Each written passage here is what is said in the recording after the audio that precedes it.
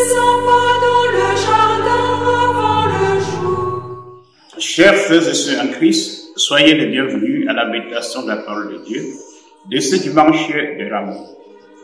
Nous célébrons aujourd'hui deux événements de la vie de notre Seigneur Jésus-Christ. L'entrée triomphale à Jérusalem, mais aussi la Passion. Donc ce dimanche a deux noms, dimanche des Rameaux ou dimanche de la Passion du Christ.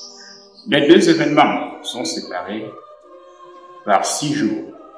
Donc 6 jours avant qu'il ne commence à souffrir sa passion, le Christ entre triomphalement à Jérusalem, à Dodane, et est acclamé par le peuple avec les chants « Hosanna, celui qui vient au nom du Seigneur, Hosanna au fils de David ».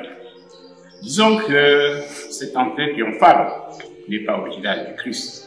Les dignitaires avaient l'habitude de faire l'entrée à Jérusalem. Et les symboles sont significatifs. L'âne signifie l'animal de la paix, de la docilité. Et les rameaux étendus sur la route signifient signe de symbole et de victoire.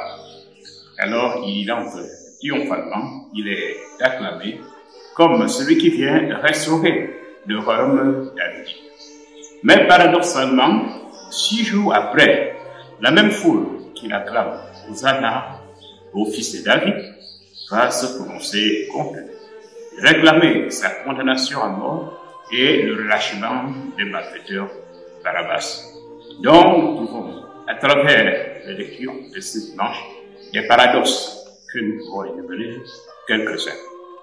Nous avons ce paradoxe de la foule qui l'acclame solennellement, mais qui se tourne après lui 6 jours après.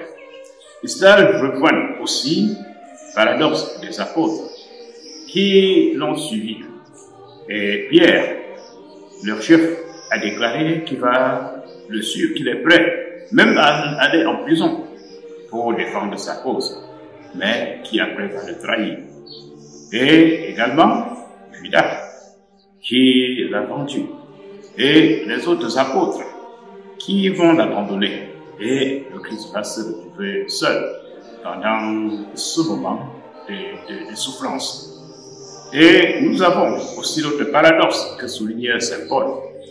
Lui, Dieu, qui a toutes les prérogatives, il a décidé d'abandonner ses prérogatives et de prendre chair et de devenir homme.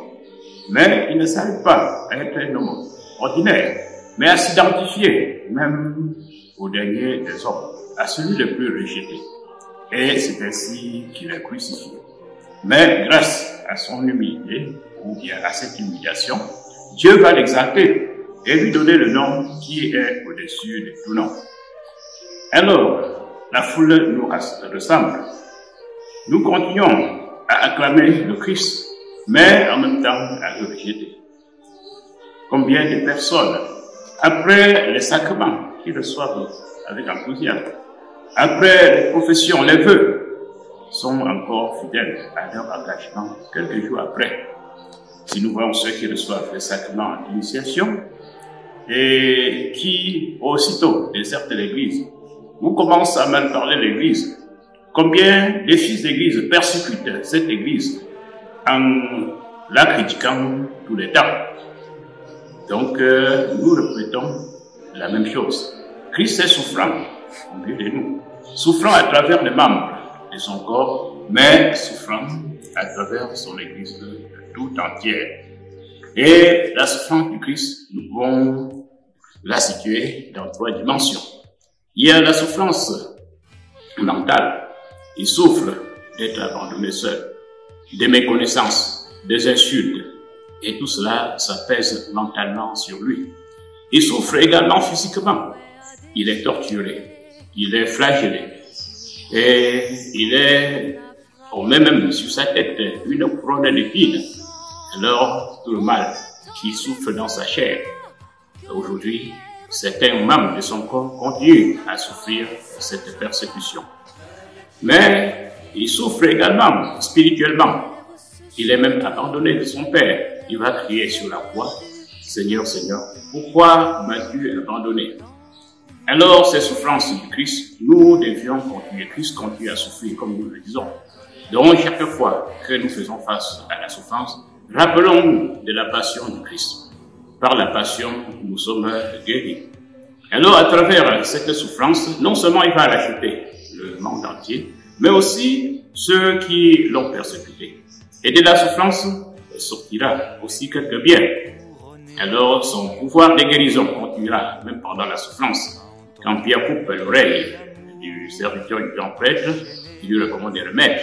Et il a soigné l'oreille du serviteur du grand prêtre. Également, il va soigner les relations entre Hérode et Pilate. Ils ne s'entendaient pas. Mais grâce à sa passion, ils vont continuer à s'entendre. Donc, de la passion, de la souffrance, il ressort toujours quelque chose de positif. Et nous ne devions pas nous lamenter quand nous souffrons.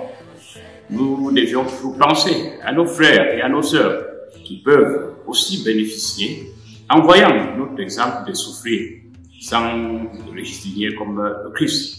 D'ailleurs, le centurion lui-même va proclamer, celui-ci est le Fils de Dieu.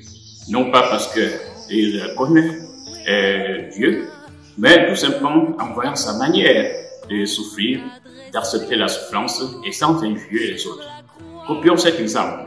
Ne pas toujours être en train de maudire les autres, maudire Dieu quand nous souffrons, mais de nous mettre à la suite du Christ. Il va souffrir pour notre rédemption. Alors, frères et sœurs, sachons que c'est nos péchés qu'il portait sur nous. Et ayons la conscience, comme Pierre, après que le corps est chanté, il est allé pleurer amèrement de ses péchés. Quand le corps de notre conscience sonne quelquefois, et que nous retrouvons nos égarements, pleurons également nos péchés. Alors nous préparons aussi entrer dans la semaine sainte. Quand nous parlons de la semaine sainte, elle nous invite aussi à nous purifier, à être saints. Donc pensons au sacrement de réconciliation pendant ce temps. Réconcilions-nous avec le Seigneur pour fêter la Pâque avec lui et revenir à une vie nouvelle. Donc prions que le Seigneur nous donne la grâce de nous retrouver et de bien entrer dans cette semaine sainte, de bien passer sa passion, sa mort et sa résurrection pour bien résister avec lui. Nous vous remercions et vous donnons rendez-vous pour la semaine prochaine.